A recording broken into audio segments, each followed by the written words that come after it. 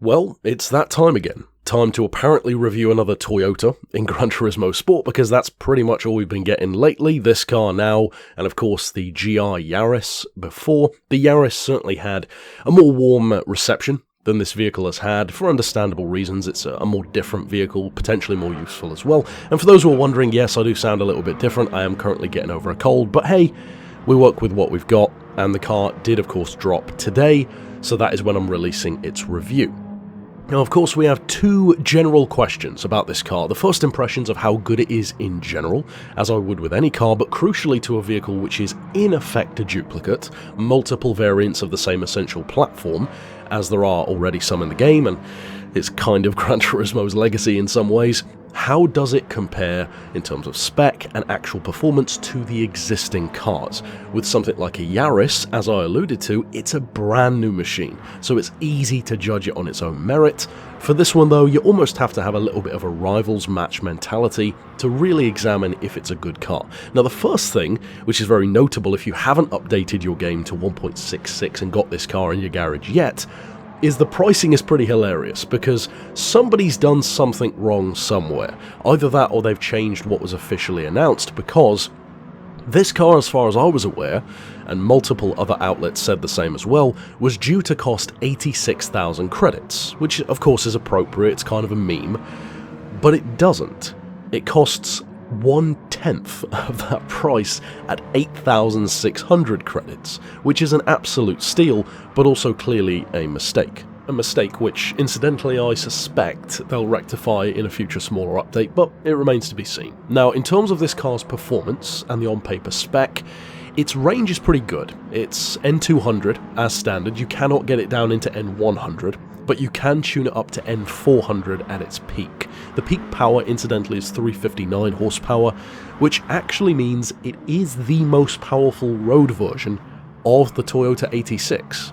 So from that point of view, it's actually not bad. The other ones in comparison, such as the 2016 model, have a peak of 316 horsepower, so a pretty big difference.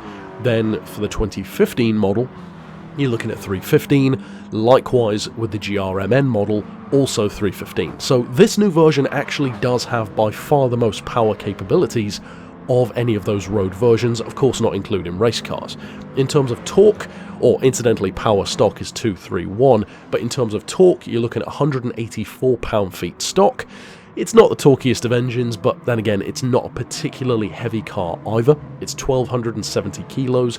If memory serves, I believe the regular one is like 1,230 or so, so it is a little bit heavier. Not too surprising for a facelifted car. They do tend to pack a little bit more technology in there, which does of course add to the weight.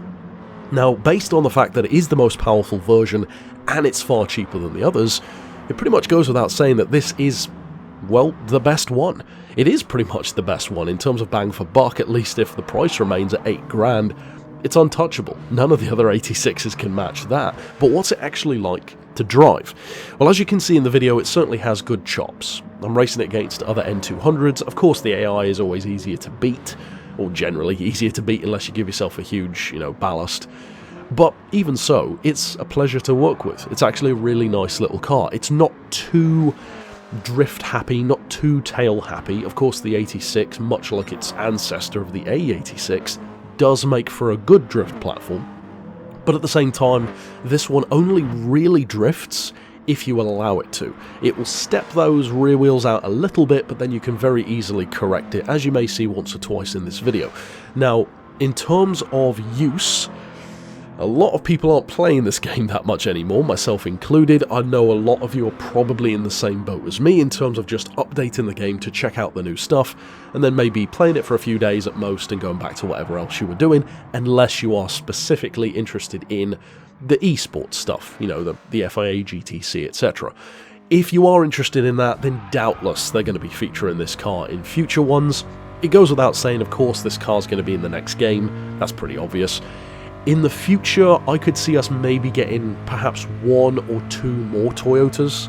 I don't see them doing a crazy update of cars in future. It would be kind of pointless at this point in GT Sport, but I wouldn't be surprised if we had, for instance, another Toyota down the line.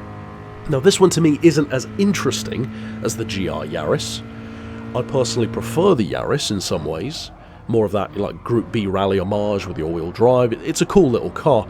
This one though is perhaps more, not necessarily useful, but it's more direct in its appeal. You can see immediately where you can use it. It's dirt cheap, it's got good power capabilities, and the 86 is already a pretty good little platform for the lower end classes. If you take this thing up to N400, well, you're probably gonna struggle. If you keep it down in N200 and just optimize it, so increase the power a little bit, drop the weight as much as you can, put it on some better tires, because incidentally the one that I'm driving here is completely stock. It's just got traction control turned off, the same sports hard tyres it came with, so completely untuned, and even then it already feels great.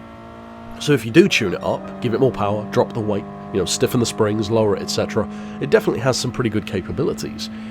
Overall though, that's pretty much it for my thoughts. There's no real need to drag out the review of essentially a better version of vehicles that we already had in the game. So if you want to check out my thoughts on some of the other 86s, then of course click through on the channel to my GT Sport playlist. It's probably here on screen, something like 1100 videos done in GT Sport alone.